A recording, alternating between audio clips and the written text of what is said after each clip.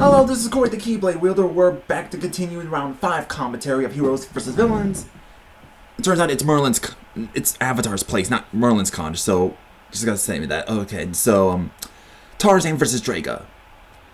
Shere Khan and Claudandus assigned Drake to attack an ape man known as Tarzan. How did Drake swim all the way from Antarctica to Africa? And then he shows up, which scares the gorillas. I guess they're afraid that's one tough bird. It's like, what is that? Maybe Tarzan learned about penguins from Professor Porter and he never heard of this penguin before. I mean, seriously, who has? Oh. Good editing there. Who will win? The Jungle Man, raised by gorillas, or the masculine Gaston penguin? Whoa! Tarzan wins. Next fight. Gaston and Pete versus Kaylee and Garrett.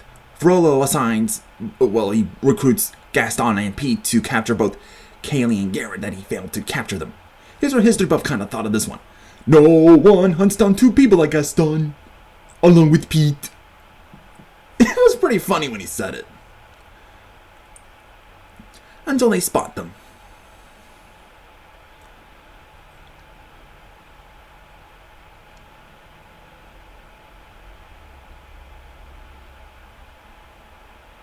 Ooh! That oughta hurt.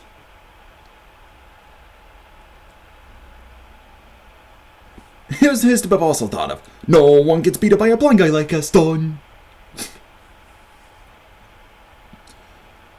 Whoa. There's that their two-headed dragon friend saves the day. I think one of them's name is Cornwall. I forgot. Was it Devin or Kevin or something? Oh well. Whoa! Kaylee put up a good fight. Kaylee and Garrett wins. Next fight, Bambi versus Steel. Description, Bambi and the other rabbits had to travel all the way. Well, how'd it go? Run into a river and had to cross it.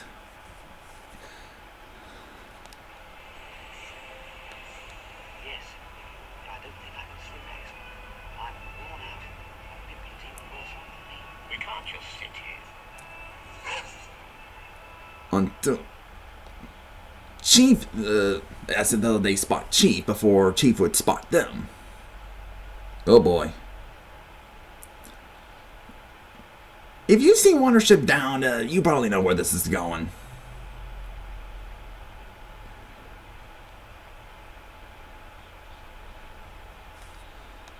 It's just what I'm watching.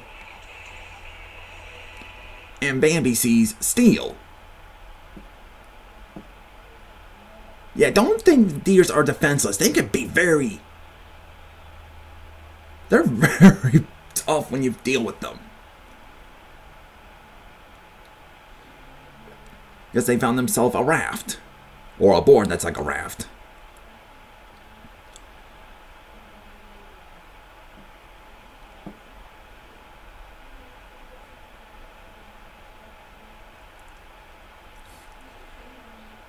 There's no time for swimming. And now Chief spots them. And who says animals are stupid? Seriously, if you watch every nature documentary, you know they can be very intelligent. Not intelligent like they can build cars and stuff. No, I mean survive the nature kind of intelligent.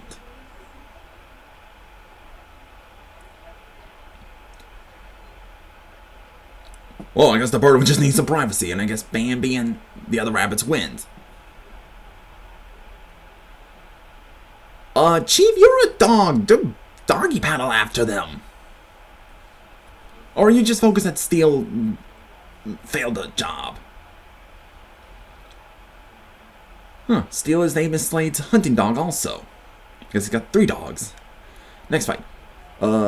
Gene Bob, Speed, and Puffin versus Madame Medusa and Edgar.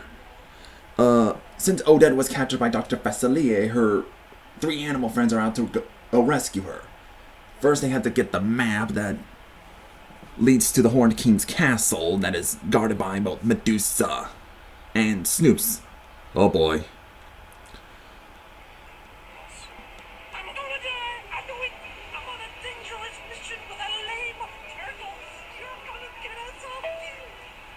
Yeah, I'm not a big fan of these characters. I guess they were just made to be comic relief for the Swan Princess, even though it's an adaptation of the Swan Lake, the ballet. If I was one of the people that worked on that film, I would make them even funny. Of course, they're gonna do it like a football way.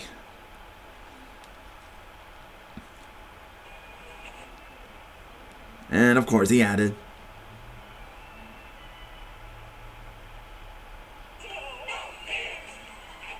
yeah, that music. I'm not a big fan of that music. I get they're trying to show we're not afraid of fighting. We're not afraid to get things from dangerous villains or even the goofy ones.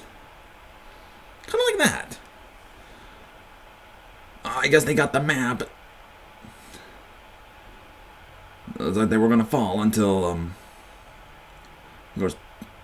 Oh, and there's Rocco, saves the day. Huh. Interesting. And now we go for the epilogue. We see Aladdin, Abu, Carpet, and Genie run into, Moses. I'm gonna pause.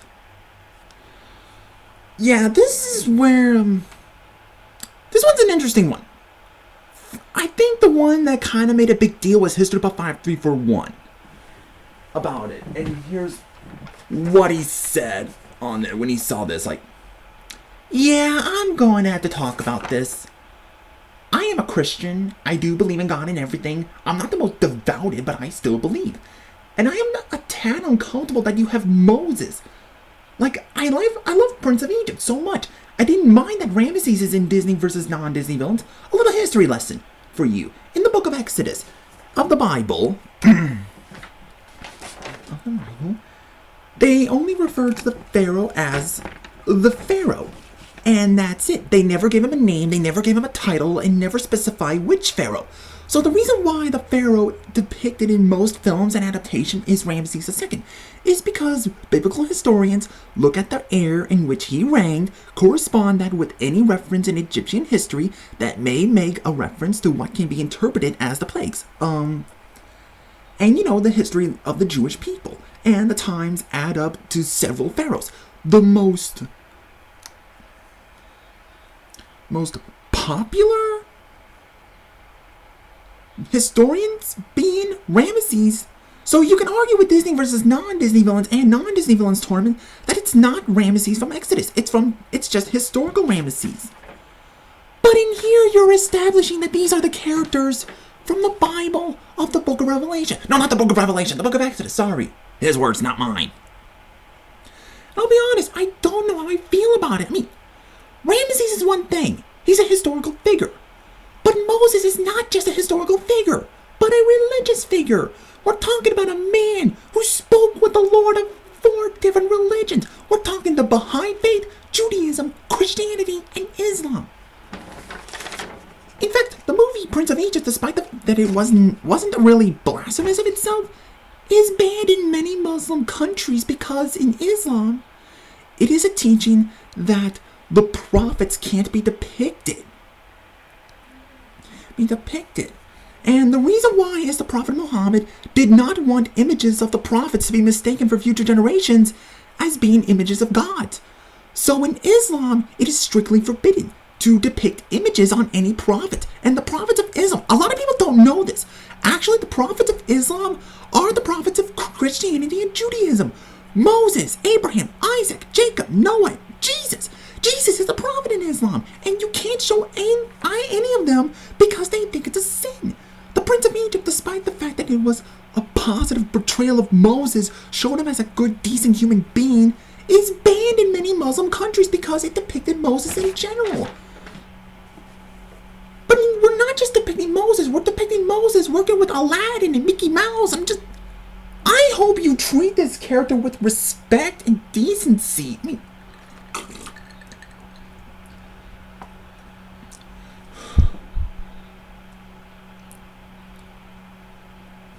okay, Ramesses' powers are political, but whenever he does get like magic powers, it's because they're granted to him by the One Ring and non-Disney Villains tournament.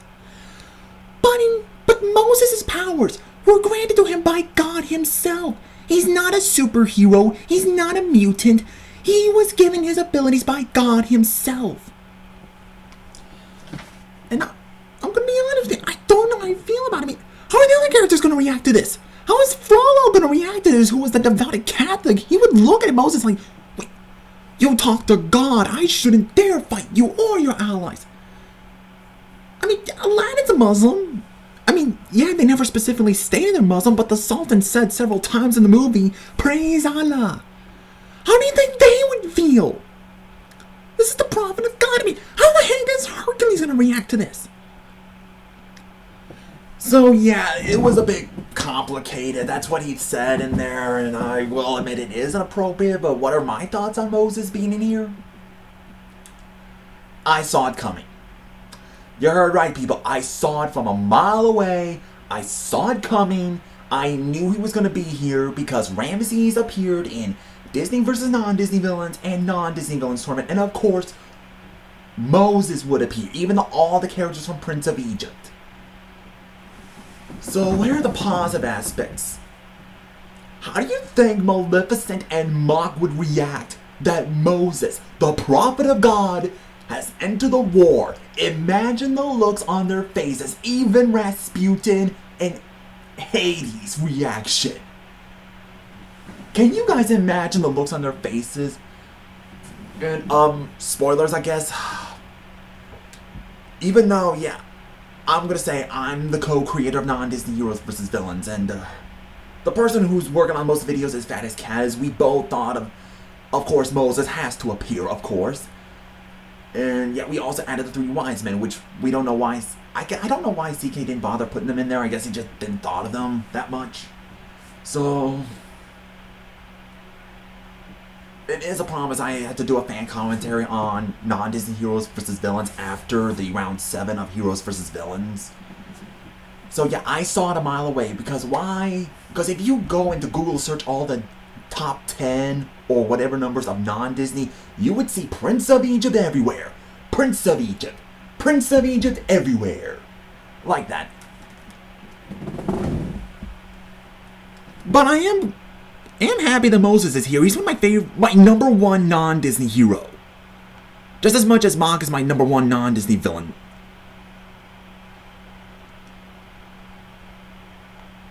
Then we see Kaylee is carrying Garrett to, like, a cave to, you know, either help him with his wound until the last unicorn shows up. I love that movie, The Last Unicorn.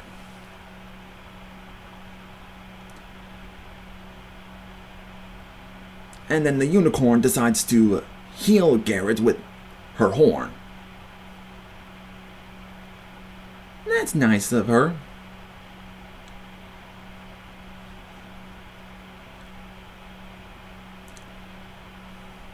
Oh, there's Smedgwick, or whatever his name is. There's Taran and his friends, Balto, the Beast, and Belle. Huh. Interesting. Then we see Hubie and Rocco are teaming up with Odette's animal friends. I still can't remember the names. Tell them what happened, and I guess they gotta help them out.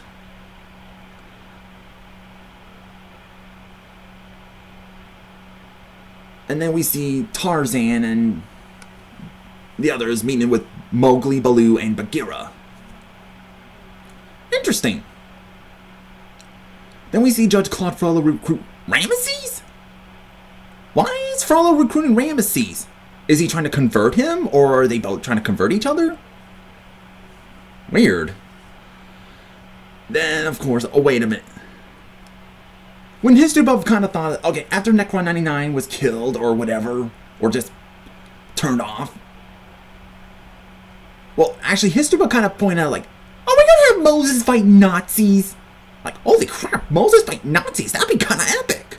That'd be something I want to see. You know, imagine Moses turning the 10 plagues upon the Nazis. Like, take that, you Nazi rubbish scum. You know, as God's way of bitch slapping them.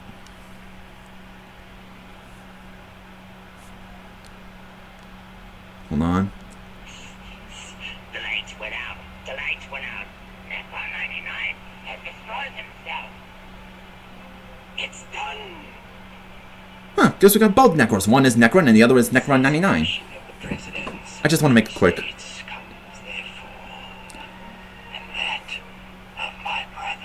His brother's Avatar, the Wizard. Then we see all the recruits of the Animal Cruelty Squad. Cruella DeVille, McLeach, Alameda Slim, Aunt Fig, Clayton, Bill Sykes, Lick Boot, the Colonel, and... Okay, I'm gonna make a complaint on this one. Why is the Colonel in here? He's not really evil, he's a soldier of America. He's not all, I hate horses. No! He doesn't hate horses because he hates horses. He just hates the one horse that's hard for him to tame. He would not work with criminals. Either child abusers or animal abusers. The Colonel would not work with any of them. He's not all, I hate Indians. No, he just does what he told from the government. He's like, hey, I am a soldier. My orders are to take orders from the government. If the Indians are not going to do anything, I'll take care of it. If the horses are not being tamed, I'll take care of it. He does the orders from the government. I mean, why not have him work with the political figures like either like Jafar or Ramesses or Maleficent? I'm just saying, he would have been worked better. He would not work with them. Well, spoilers, go watch the videos before seeing my commentaries. Don't watch my commentaries first before you see it, so in the later videos it'll explain why he's working with them. And I don't see Amos Slade working with these guys. He doesn't hate animals, he's just doing a living. He just sees the fox as something harm, harm to his own dogs. And then we see the vultures along with all of Littlefoot's friends that are looking for Littlefoot. And they teamed up. Oh yeah, and we got Eris, the goddess of chaos. Seeing that the world is in chaos.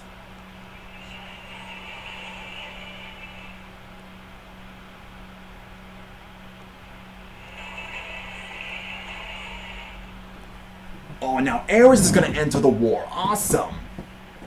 So yeah, that was the other half of Heroes vs. Villains round 5. So, yeah, this was Corey the Keyblade Wielder. May your heart be your guiding key. Make sure you leave a like and subscribe.